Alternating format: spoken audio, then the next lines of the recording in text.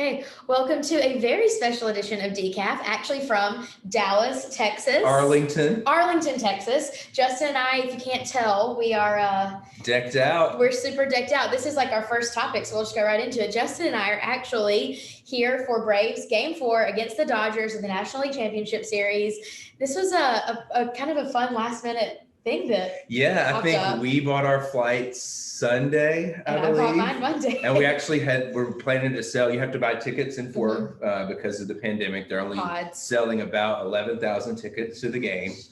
And so we had two extra tickets. We're actually going to sell them to some family friends, but that fell through. And so I called up Taylor and said, "Hey, you're a big Braves fan. You want to go? Baby, let's go." That's right. So pumped. And I'm so glad, actually, in preparation for doing this, was reading about the American League Championship Series. They're not allowing people in. Yeah, no fans in Petco Park in San Diego. So this is a big deal. Like, Game 1 of the NLCS was the first time they ever had fans in the new Ranger Stadium. I didn't know that. Which we can actually see just outside of our balcony. We can see both AT&T Stadium, which is massive. It looks like a spaceship. It literally looks like a spaceship. I was in the Uber this morning, could not believe it's like a biodome. It's huge. Yeah. But that's how I felt the first time I saw the Mercedes-Benz Stadium in New Orleans and Atlanta too. So I think those big stadiums they look otherworldly. Like there's something about them that I don't like. And we get to go inside one of them. But we're going, and they have brisket egg rolls. I really did my food research. Being on brand for me, I did my food research about stadium food, and brisket egg rolls, so Texas. I cannot wait. I'll obviously eat the brisket egg rolls, but I'm just a sucker for a cheap hot dog during the baseball game. I know, that's why I haven't eaten all day yet. I'm really limiting myself. I'm saving a lot of room for all the baseball food. Nachos, hot dog, brisket egg roll, beer, Dr. Pepper, all of it. I'm like a garbage dump on the inside today. It's going to be great. It's going to be a good time. Hopefully the game will not end like it did last night. If anyone watched that game, it was so dark. It was really bad, but we're excited to get to go in. We're glad that everyone on the teams are healthy. Unfortunately, that's not the case for all the sports teams that we're fans of. That's true. There's a lot of outbreaks. We had the Titans missed almost more than 2 weeks, I think. Yes. But then they came roaring back. And then Nick Saban, I think I'm bad luck. I really think I'm bad luck. I think I've jinxed Alabama and the Braves because last night the Braves got whooped, and a few hours before the Braves got whooped, Alabama announced that Saban has corona. That's right. On the eve of the Georgia game. I did hear, though, that when you kiss your cousin, you're more likely to spread corona. So not surprising that Alabama had an outbreak on their football team. Okay, everyone just watching, just know that I get crap for giving Justin a hard time making fun of him on this show. This is what I deal with. I just need everyone to know that this is what I deal with. This is science. This is what science does. Stressing me out already. I'm like already sweating. It could be worse though for Alabama. Saban has it. He's probably going to be fine. Florida and LSU's off this week. Yeah. They're done. They're not playing this week because that was. But again, people said months ago, there's no chance that there's going to be a football season. It's just impossible. Even without the bubble, though, they've done pretty well. I mean, they've gotten, pretty far along. Yes, you're inevitably going to have situations like this. I think college football built that in a little bit better than the NFL did. But ultimately, it's going to happen. The fact that we're still able to have a season and go to an actual game during a pandemic. We're going to a sports game socially distanced. Right. But it's pretty cool. We're going to a sports game. I'm just like, I'm beside myself that we're actually going. People went to the Titans game earlier this week. Things are. Yeah, the mayor finally let them in. Yes. Finally. More on that later. Gosh, boy, you better believe it. Things are slowly but surely getting back to normal, and I feel really good about it. Yeah, me too. Yeah. So let's kind of switch gears a little bit and talk about something kind of political. The Amy Coney Barrett hearing for this week. Talk about blood pressure rising. Not hers. Not hers. She was cool as a cucumber. Yes, you got more notes than she had. I know. She had, when she lifted up that blank piece of paper after she had just been rattling off everything.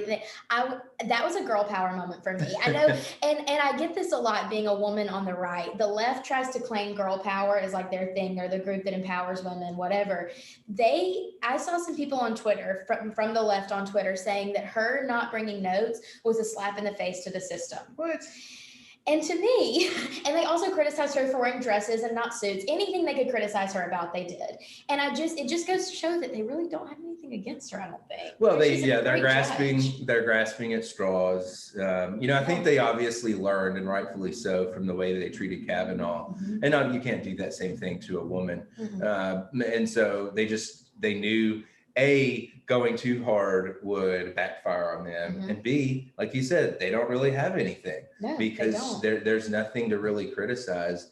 And back in the day, even Ginsburg was overwhelmingly approved in the Senate. Exactly. It was pretty well understood that the party in power had the luxury of appointing a sensible person, and if they weren't just completely off their rocker, then they would get overwhelmingly approved, even by the minority party. And it's just gotten so vilicized now, that there's such a double standard when it comes to the process. Well, in the New York Times headlines, when Elena Kagan was approved overwhelmingly, and she didn't answer any policy questions, and the New York Times headline that day was, Kagan keeps with precedent and doesn't answer policy questions on how she's going to rule. And then the exact same situation happens now, and it's Amy Coney Barrett dodges policy questions. Right. I mean, it's just, things have just changed, and the narrative has changed. And so unfortunately, she's very well qualified. She's on top of her game. She's not going to talk about the policy things that she might have to rule on, because she's not a policymaker. That's not her job. That's not why we're here. But people are still coming after her for the exact same thing that was expected of the justices that were appointed by Democrats. And so it's just, to me, from the outside, looked like just an unfair kind of process. No, it's just complete hypocrisy. It is. Whatever. I think she's going to get appointed, and rightfully so. I think she'll be a great justice. She is going to be a great justice. And I, for one, do not like women tearing down other women just because they disagree with you on policy issues. There's been so much coverage about women's fashion and politics. And I promise you, the only reason that she was catching flack was because she was a woman. And I don't appreciate that. So, well, then the mansplaining too, right? Yes. Like, if I try to tell you what to do, people are like, oh, you're mansplaining, because a man can't talk to a woman and explain something regardless of the situation now. Yeah, and there were Democratic senators, trying to mansplain her job to her. Yeah, telling her how to do her job, which is more mansplaining than what happens most of the time when you get called out for that. Right. And if it was a Republican, they would have called it mansplaining. If it's a Democrat, it's, well, they're chastising her for not doing her job right. And it's just the double standard, the radical hypocrisy. I'm just honestly hoping that we don't have to endure any more confirmation hearings for a really, really, really long time, because I've had about all I can take after Gorsuch and Kavanaugh and now this. But I can't stop watching. It's like it's like brutal. A scary TV show. Like, you want to look away and you're like watching through your fingers and can't stop watching. Speaking of radical hypocrisy, wow, this is going straight into our next subject really well. We've been talking about Nashville a lot, and how the mayor is hypocritical on a lot of the decisions that he makes about opening things up. Earlier this weekend, last weekend, you might have seen there was a massive worship gathering by a worship leader on the front steps of the courthouse in Nashville. I think they said between 8,000 and 10,000 people were there. Yeah, that's pretty big. It was huge. There have been a lot of hot takes on it, and I can kind of see both sides. But Justin and I kind of wanted to talk about what the real world implications of things like that are, and the mayor making decisions. So Justin, I'll let you kick it off, because you made a lot of great points when we first started talking about this. Yeah, again, both sides, we are still in a pandemic. Mm-hmm. There's an argument to be made that it's irresponsible to gather in, close groups of people, even outside, not wearing masks and that kind of thing. Like, at least be thoughtful and, take some personal responsibility, right, I think is important. However, this is the foundation upon which our society is based, the ability to protest and make our voice heard. And literally months ago, the mayor himself was standing like shoulder to shoulder with people in a bullhorn, talking about the importance of expressing your rights and marching. And if you're going to defend it when you agree with what's being said and done, then you have to defend it when you disagree with what, and see that absolutely the sirens going on telling us we're right. We're right. Even the outside is hollering that we got this right. But seriously, I mean, you can't, again, double standard. If you're going to allow it because you say you cannot stop the constitutional rights, people exercising their constitutional rights, then you can't do it when you disagree with what's being said. Absolutely. And a lot of my friends who are in the music industry were upset because they're relying on the numbers going down so they can get back to work. And so I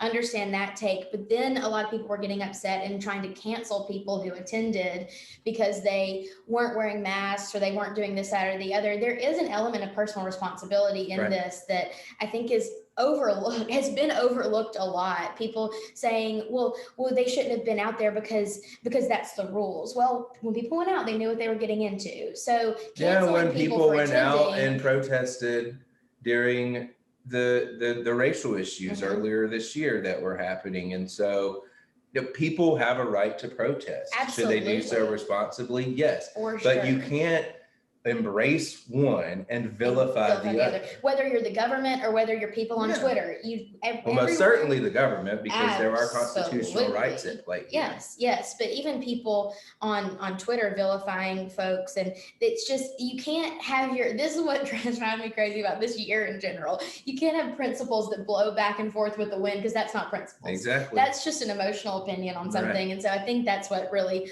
bugged the crap out of me this week. So there's just been a lot of hypocrisy going on, and we hope that Nashville will. But we're there to call it out, and I love that. I love calling people out. That's like my favorite thing to do. So keep me in this role. That's so much fun. Before we go, let's talk about something happy that's not going to get both of our blood pressure up and our faces as red as your hat. Do we want to let the plant talk? Our trusty plant. He's just been lingering back there. We invited him to join the show. Told him to keep his mouth shut. We are obviously here for sports, and so Justin, what is your most favorite ever sports related memory? So I am pretending that you didn't ask me this before. So think about it. Just think about it. Take a second. I gave him a prompt. Ultimately, it was sticking with baseball, since we're going to a game today. The year that Mark McGwire broke the home run record. I don't remember exactly what year it was, but I was young. I was young too. So I grew up in West Tennessee. My family, they're all Cardinals fans, and we would go every year to a game, the Braves and Cardinals in St. Louis. I would be decked out in my Braves gear, obviously. And one of the few Braves fans there in Old Busch Stadium. And McGwire, I believe it was the first inning, got thrown out of the game for arguing balls and strikes. He got called on a third strike and argued. And they had to stop the game for like 15 minutes because all these Dirty Birds fans were throwing stuff at the umpires, like flicking pennies at the umpires and throwing bottles at them and stuff. So they're all like yelling and screaming. I'm yelling like, let them play the game. I came to watch the game. And so that was pretty memorable. That really solidified my hatred for the Cardinals. Okay, actually, the Cardinal Stadium, the old one, is one of the only fields that I've ever been to, and I wanted a t-shirt from the stadium, but I would not get a Cardinal shirt. So I actually got a National League t-shirt with the Braves name player on the back from the Cardinal Stadium while I was there. I couldn't do anything else. My favorite one, I'll keep with baseball too. I was in college during the Saban years, had a lot of great Alabama victories, but probably my favorite summer ever, it was one summer when I was in high school, and I grew up in Anniston, Alabama, which is pretty close to Atlanta. It's like an hour drive. And we used to go over to Turner Field so much for games. And there was this one year they were celebrating some big milestone of Bobby Cox's, and they were selling probably like 1,000th game he was kicked out of. Seriously, which we love that. We love tenacity in our managers. It was toward the end of his career for sure, but they were selling $20 tickets to the club level.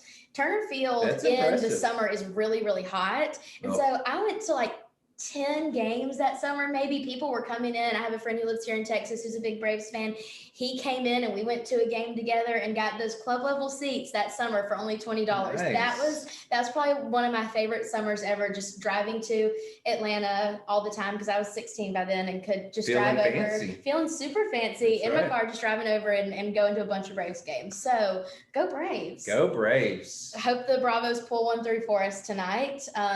We're smiling now. We might not be smiling in a few hours. So go Braves, and thanks for watching.